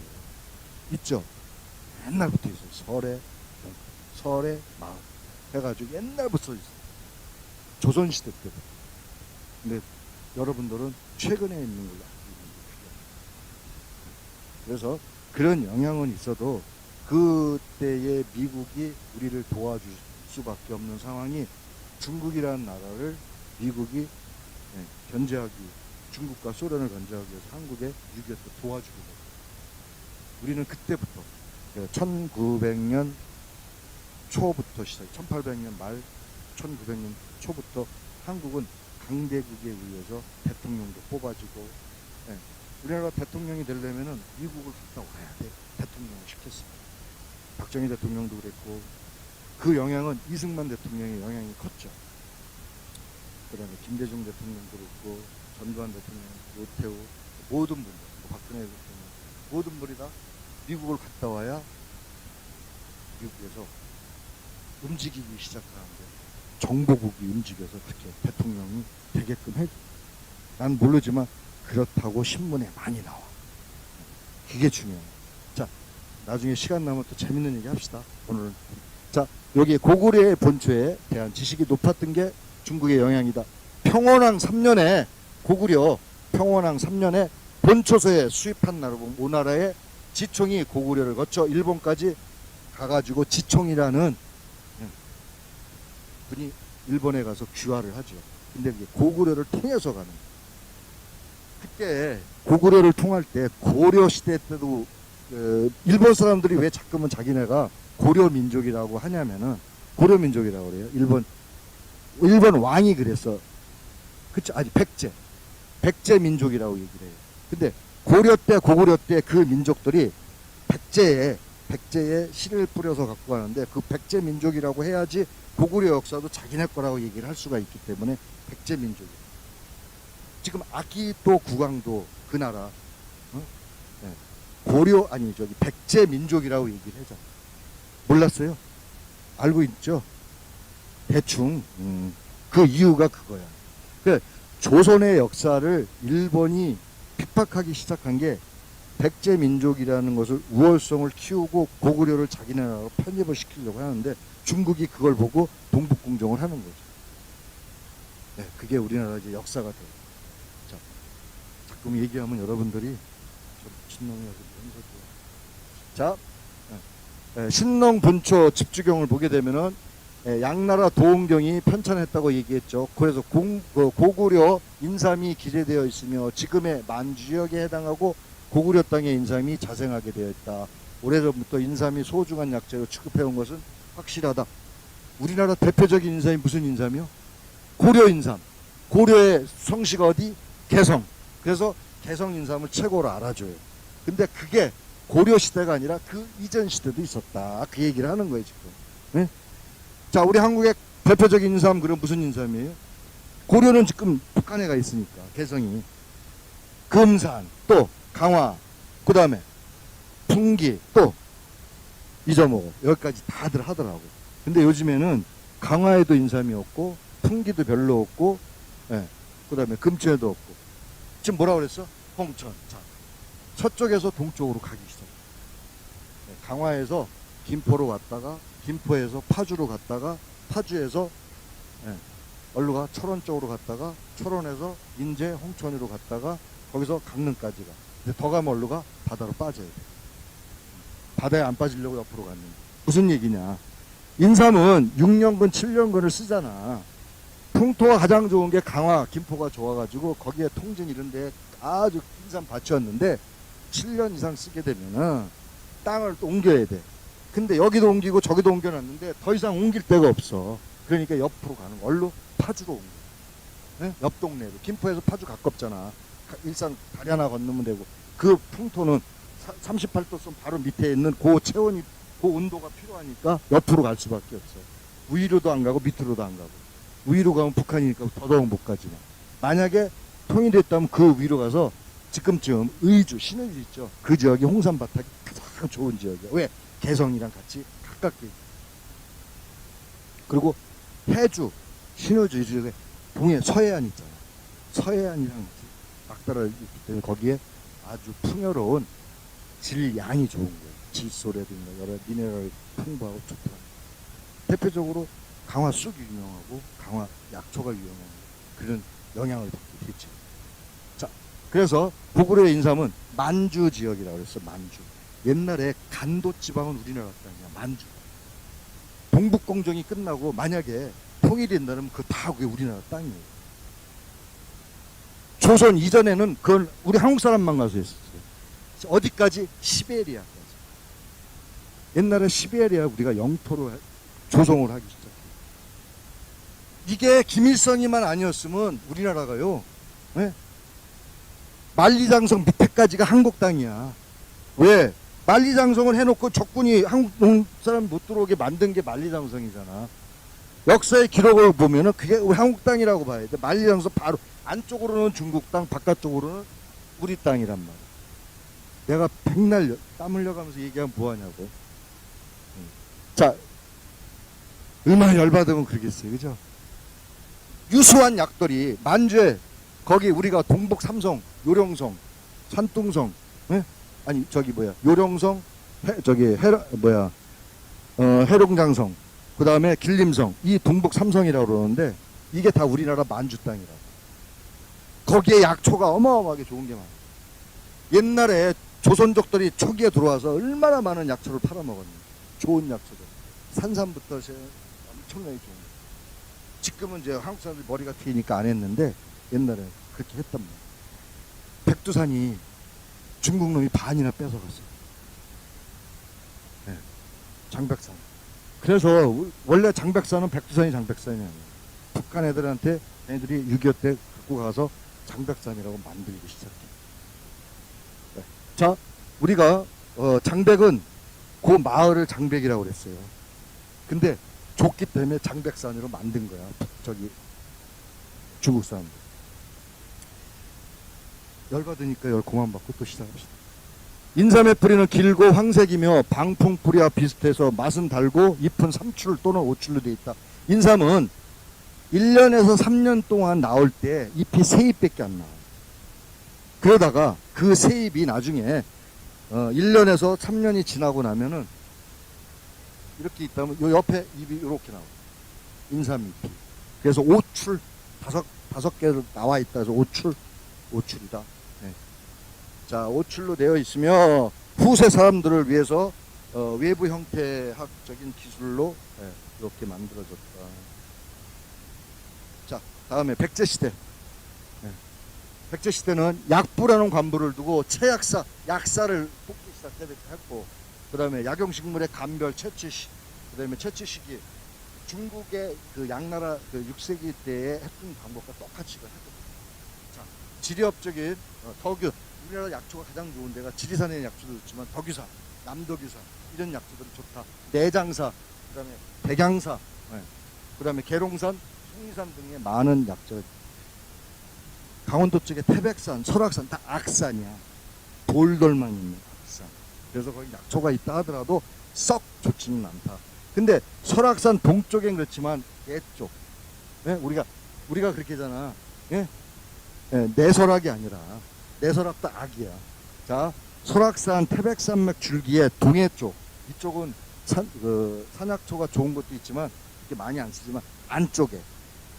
그래서 우리가 영동지방, 영남지방, 영서지방 이렇게 얘기해. 영서의 원재, 그 원통인재, 예? 예, 원통인재 이쪽의 약초들은 또 뭐지? 같은 설악산 그 산의 태백산 태백산맥 줄기지. 예. 이쪽엔 주로 남쪽을 얘기를 많이 해. 백양사부터 시작해서 내장산, 덕유산, 남덕유산. 이게 덕유산이 어디에 있어요? 진안, 장수. 예. 거기가 무진장이라고 해요. 무주, 진안, 장수에서 무진장이라고. 그 무진장 내에 있는 약초들이 좋다. 그러니까 남쪽에 있는 약초.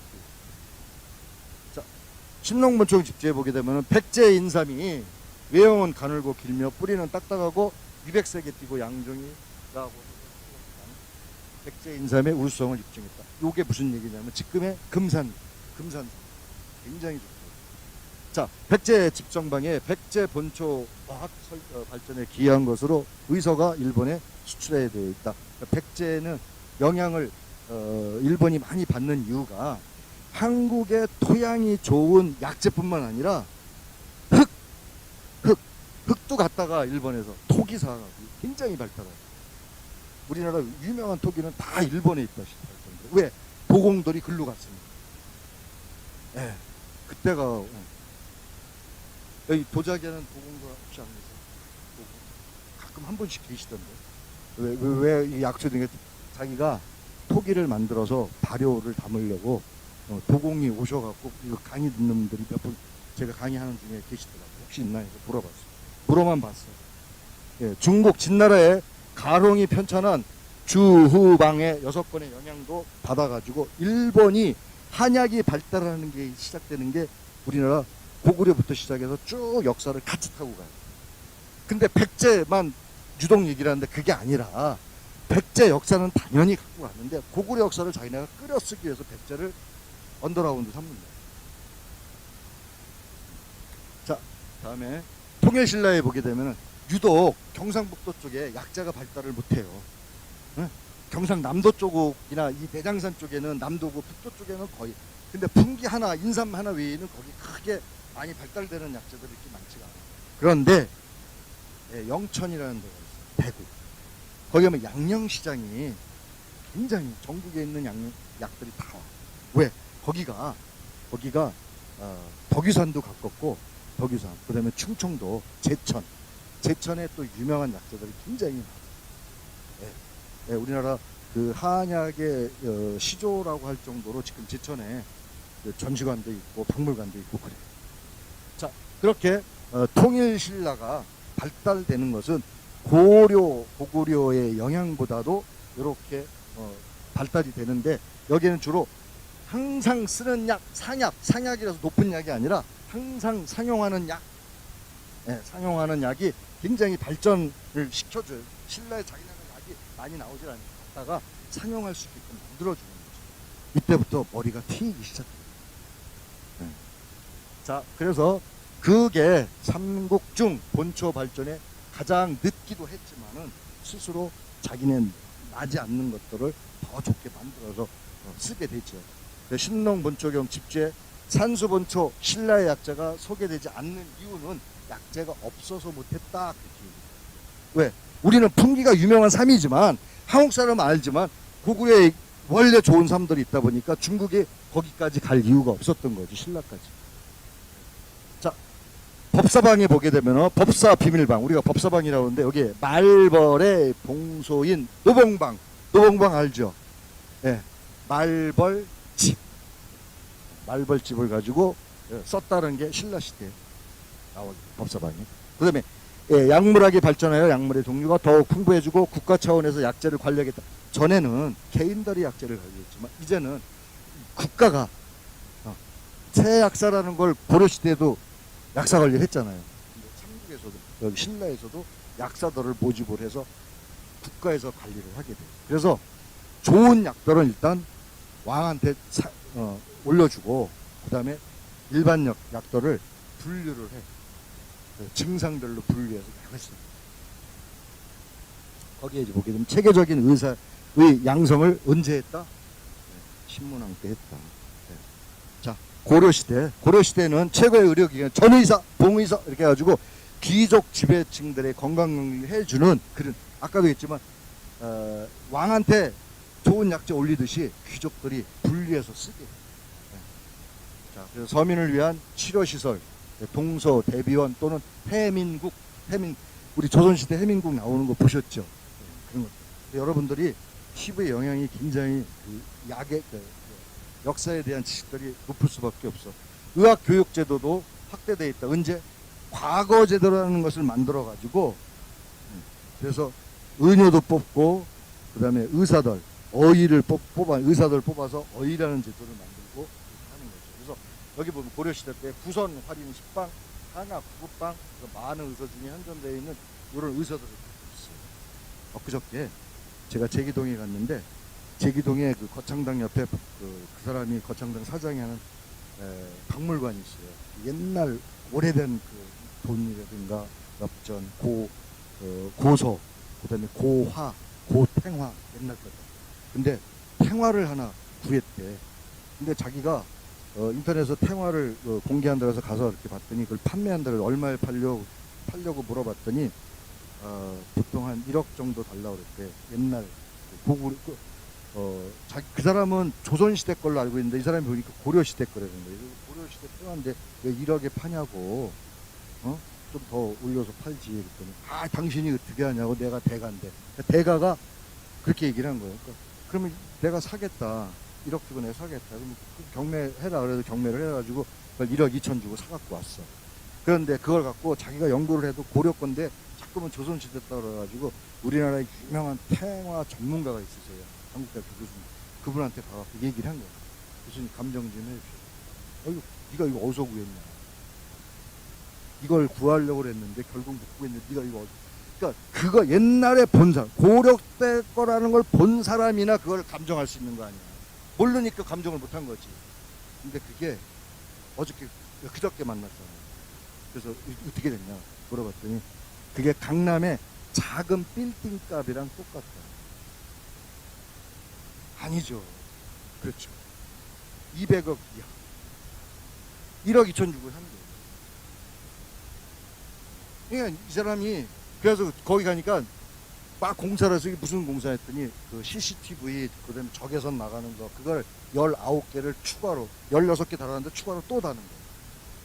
그리고 외부에서 조금만 진동만 탁 줘도 혹시 옆집에서 뚫고 들어올 수도 있잖아요. 그래서 그게 진동하는데 센서까지. 그러니까 그 바람만 살짝 불어도 윙윙 하고 울리는 거예요. 그 집. 내가 왜 그 집을 갔냐면요. 작년 겨울에는 황학동 있잖아요. 거기에 내가 가끔 가서 이제 여러 가지 고소도 저도 이제 책본을 하고 이런 것들 혹시 있나 하고 거기 갔는데 거기서 그 친구가 13권짜리 책을 샀는데 그것도 권당 37만 원씩 줬나? 13개니까 한 500만 원 정도 줬겠지. 근데 그걸 사갖고 감정을 했는데 그게 2억 7천만 원 나왔어.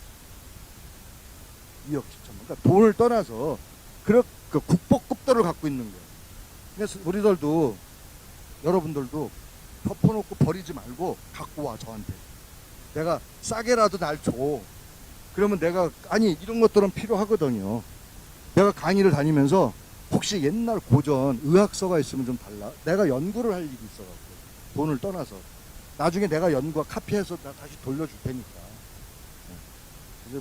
몇 가지 지금 제가 하고 있는데 쉽지가 않더라고요. 자, 18세기 이후에는 이자마 선생, 이제 조선 말에 이자마가 한 게 동원 수세 모원을 했는데 거기에 사상체제를 만들게 돼요. 자, 이재마 선생은 다년간의 임상실무와 학문 연구로 해서 1894년 동의수세보원, 동의수세보원을 저술해서 사상의학이라는 독창적인 의학을 수립을 하게 된다. 일본 식미 통치 1910년 이후에 36년간 의료제도와 한의학이 말살이 돼버려요. 그래서 1960년대 말에 박정희 대통령이 영관급 이상들한테 침구사 자격증을 시험을 보게 해요. 그래가지고 막 줘. 침구사, 너는 구사, 너는 침사. 그래서 침구사를, 근데 64년대 그걸 막아버려요. 그 이후에 침구사라는 제도가 없어졌어요. 그래가지고 돌파리가 유명하지. 돌파리만 엄청나게 양성을 하게 됐죠. 그 한의학이 무너지게 돼요. 그러다가 70년대 말에 연속극에 한의사라는 게 나오기 시작해요. 그때부터 한의학이 쉽게 갈 수 있는 의사보다는 쉽게 시험을 볼 수 있었어. 그 당시에는 70년대 말에. 그래가지고 공부 웬만큼만 하면 한의대를 들어가게 됐어요. 근데 너무 쉽고 그다음에 쉽게 졸업하고 왜? 한의사를 빨리 양성을 해야 되니까 쉽게 한 거예요. 80년대 초까지 한의사가 쉽게 됐었어요. 그러다가 한의사로 애들이 쉬우니까 왕창 몰리는데 학점이 막 올라가. 그러니까 서울대 의대 또는 법대보다도 경희대 한의대생들이 점수가 전국 톱10 10명 안에 들어간 애들 일로 다 오고. 왜? 한의대가 여기밖에 유명한 게 없다 보니까 서울대로 안 가. 그래서 여기서 머리 좋은 애들이 막 몰려가지고 졸업을 하게 됐죠. 그래서 인기가 된 거야. 그때부터 한의사가 또 이제는 넘치는 거야. 너무 많이 배출을 했어. 왜? 그 부산 도미대라든가 뭐 기타 뭐 경남에 그러면 대전대 뭐 이런데 한의대를 막 내주는 거야. 그러다 보니까 한의사가 원래 2,000명이면 1년에 2,000명이면은 한의원이 500개가 새로 생기고 한 300개가 죽었거든 옛날에. 근데 지금은 300개가 생기고 400개가 죽어. 왜? 의사들이 자꾸는 한약 먹으면 돌아가신다고. 한약 먹지 말아요. 막 그러다 보니. 자, 이제 허브 얘기를 좀 해야겠는데 시간은 없고 하는 데까지 하자고요. 자, 허브는 숙면에 도움을 주는 허브 식물 라벤더, 로만 캐모마일, 그 다음에 스페어민트. 근데 여기 보면 라벤더도 종류가 어마어마하게 많아. 어떤 분이 내가 라벤더 가니까 그거 말고 저거 있잖아. 누가 모르나. 당기도 여러 가지가 있어요. 외당기, 일당기, 참당기, 당기도 여러. 근데 당기 하나만 가르치지 그 다 가르쳐 줄 수는 없잖아. 근데 강론에 들어가면 하나하나 다 가르쳐 줘. 네, 여러분들이 내가 10전 내보탄 강의 한 가지만 하면 그거 다 얘기를 해준다고. 네, 그 시험 내가 거기 인터넷 들어가면은 유튜브나 그런 데 들어가 보기 나와 있어. 보시면 되고 이런 식으로 돼 있거든. 근데 여기에 로만 캐모마일 같은 경우에도 여러 가지가 있어요. 캐모마일이 여러 가지. 어떤 사람은 그거 카모마일 아니에요. 그거 말장난 하지 말라니까. 캐모마일이랑 카모마일이랑 똑같은 소리예요. 네. 그 다음에 스피어민트. 어떤 사람은 스페어민트래. 그거나 이거나 똑같다니까. 민트 종류야. 네, 민트 종류. 그 다음에 파파민트도 있고 민트가 여러 가지가 있잖아. 그죠? 네. 자, 다음에는 소화를 촉진시키는 허브 식물. 스피어민트, 애플민트, 페퍼민트, 민트가 많다고 그랬잖아. 멜로, 그 다음에 점은 캐모마일, 레몬, 그레스. 이렇게 여러 가지가 있어. 자, 다음에 피부 미용에 좋은 허브 식물. 그래서 레몬그레스나 러비스, 로즈메리, 그 다음에 서양 퍼플, 그 다음에 제나리움, 컴프리, 펜넬. 요거는 주로 우리가 피부 청정 효과에 좋고 피부 보습에 좋고 피부를 부드럽게 해주는 효과가 있고 수렴 받아주는 수분기라도 받아주는 그런 효과가 있고 피부 조정 효과가 있다. 자, 네, 어떻게 쓰느냐고. 네. 자, 요게 얘기 잘. 요거를 차로 우선 여러분 차로 끓여 마시는 방법. 이제 쓰는 방법 책에도 있지만 쭉 해놨어요. 나중에 이제 시간이 없으면은 다시 또 내가 설명을 해줄 테니까 차로 우선 해서 드셔. 어떻게? 그람수 몇 그램 그거 따지지 말고 있잖아. 이파리 있죠. 이파리 있으면 가장 적정한 양이 3g. 그 3g을 5명이 3회 정도 먹을 양. 네. 그러면은 우리가 일반 차 마실 때 여러분들이 많이 마셔요, 조금씩 마셔요? 그렇죠. 대개 보게 되면은 차라고 하면 차도를 아시는 분들은 원래 요만한 조그만 잔에 천천히 마시고 맨 처음에 찬물을 끓여서 뜨거운 찬물을 끓여서 차 기에다가 뜨거운 물을 부어서 찻잔을 따뜻하게 데운 다음에 싹 씻어내고 그때부터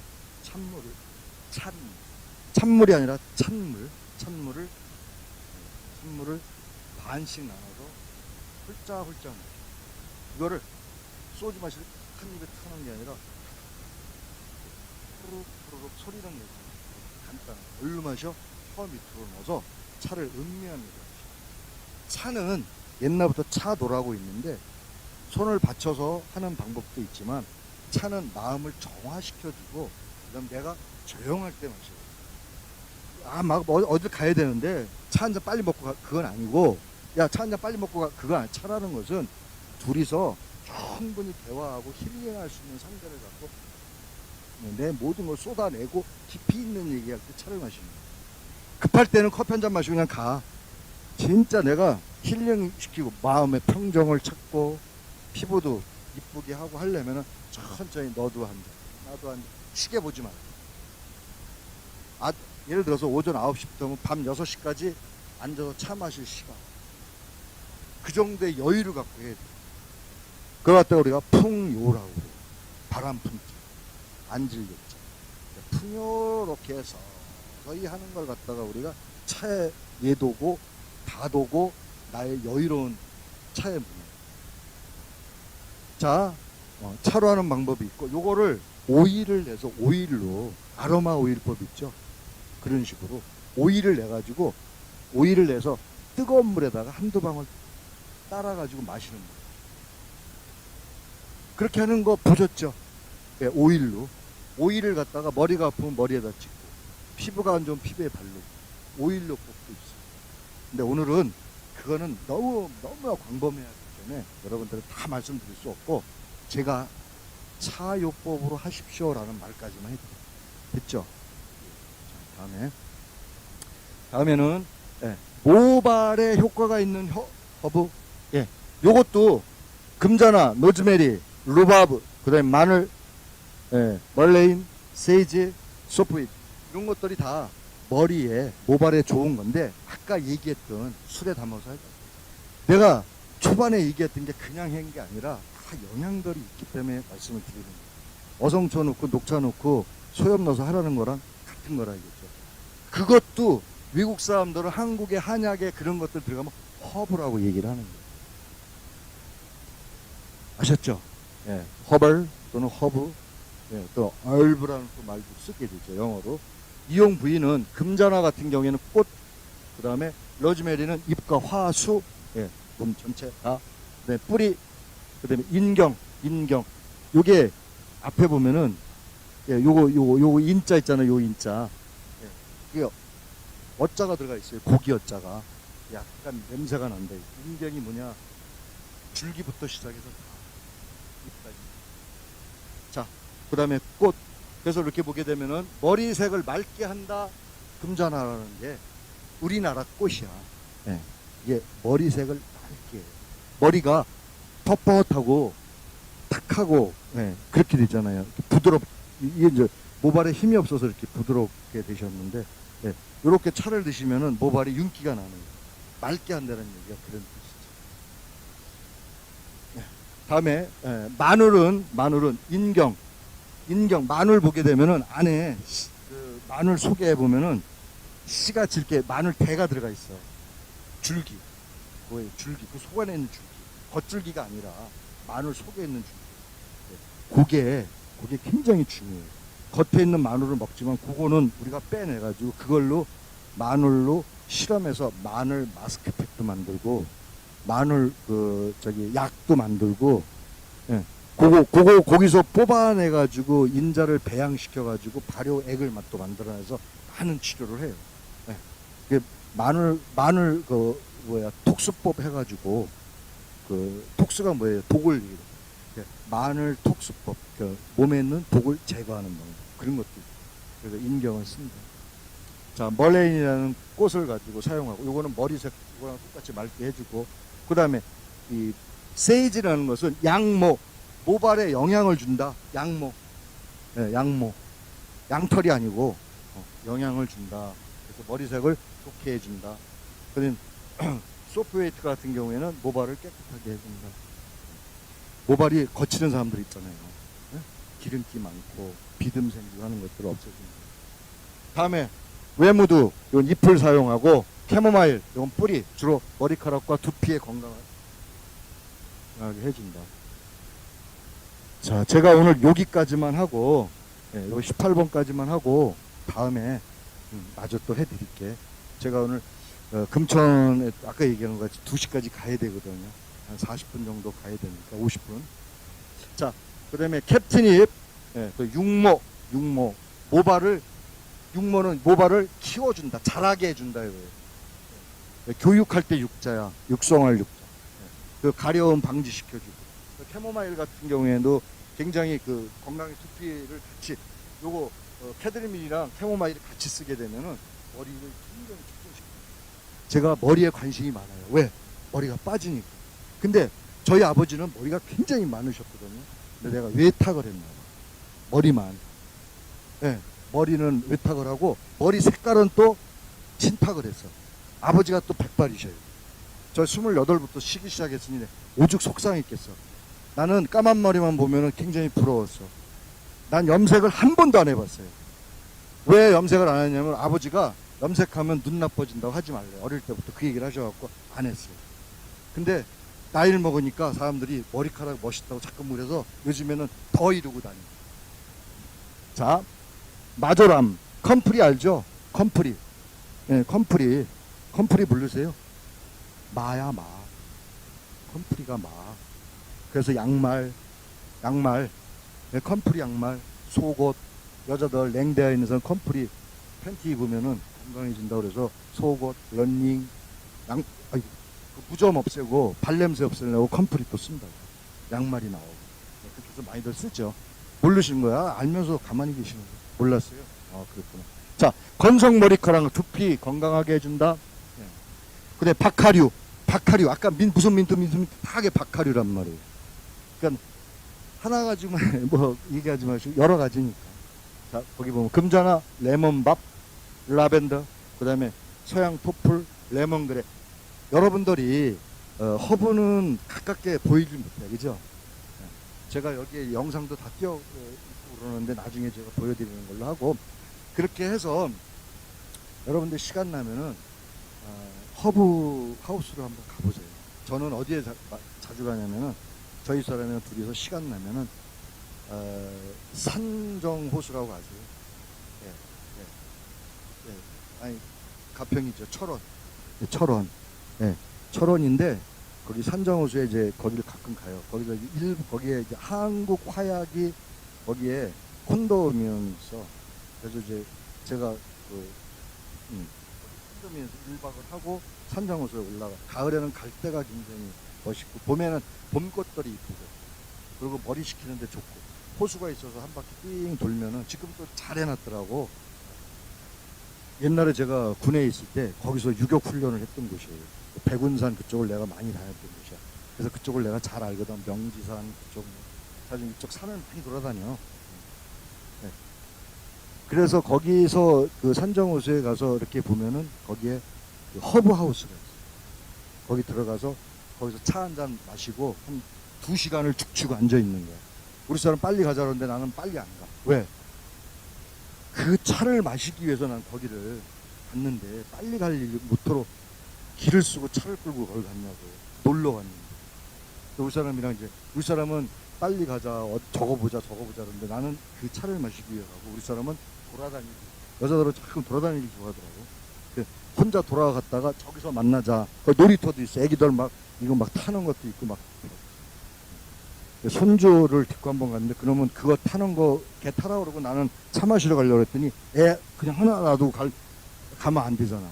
그래서 결국은 그날은 차를 30분밖에 못 마셨어. 여러 가지 차를 내가 시켜서 돈이 들더라도 왔으니까 풍요로운 마음으로 한 잔씩 하고 그러고 내려오고. 자, 오늘은 제가 여기까지 했고, 로즈메리나 아티초크, 타임, 금자나, 크레송 같은 경우에는 전체를 다 쓰는 건데 탈모 방지 및 두피 건강 좋다. 네, 차로 끓여서 보리차 끓이듯이. 그래서 끓여오는데 어떻게 끓이냐면은 맨 처음에 씻어내. 싹 씻어가지고 씻어서 그 물을 쭉 빠뜨리는데 대신에 마른 걸 쓰는 게 좋아. 생거지만 물기를 완전히 빼. 네, 탁탁 털어서 빼드나 뭐야. 이렇게 해서 물기를 완전히 뺀 다음에 다시 한번 헹궈. 그리고 물을 한번 또 해. 자, 2번 했죠?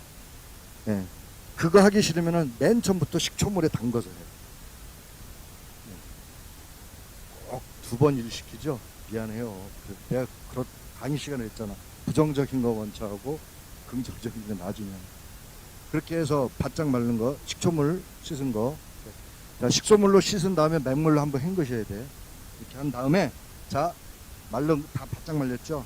그거를 넣고 3g이요. 3g이라고 그랬어. 30g을 해놓고 10번 쓰면 돼. 말려가지고. 열을 먹으면 돼요. 자, 그렇게 해서 끓는 물에다가 이걸 담아. 끓이는 게 아니라 담아. 울궈내는 거예요. 그래서 한 번 하고, 그 다음에 다시 또 물을 끓여서 거기다 또 붓고. 됐죠? 그래서 3번을 해서 5명이 물기를 없애야 돼요. 바짝 말리는 게 아니라 물기만 없애도 돼요. 근데 그거 해놓고 다음날 왔어. 상관없어요. 바짝 말라도 상관없어요. 어떠는데 하루가 지났는데도 계속 물기가 있어. 물기는 빠졌는데 물기가 있어. 그거 쓰셔도 돼. 사실은 물기만 빼라 이거. 됐죠? 또 질문 있으세요? 자, 다음에 만나는 걸로 하고. 전화번호요? 전화번호 알아서 뭐 하시려고?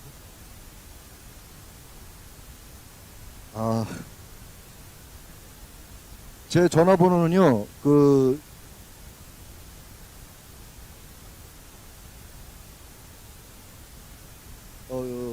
6822-6077번이에요.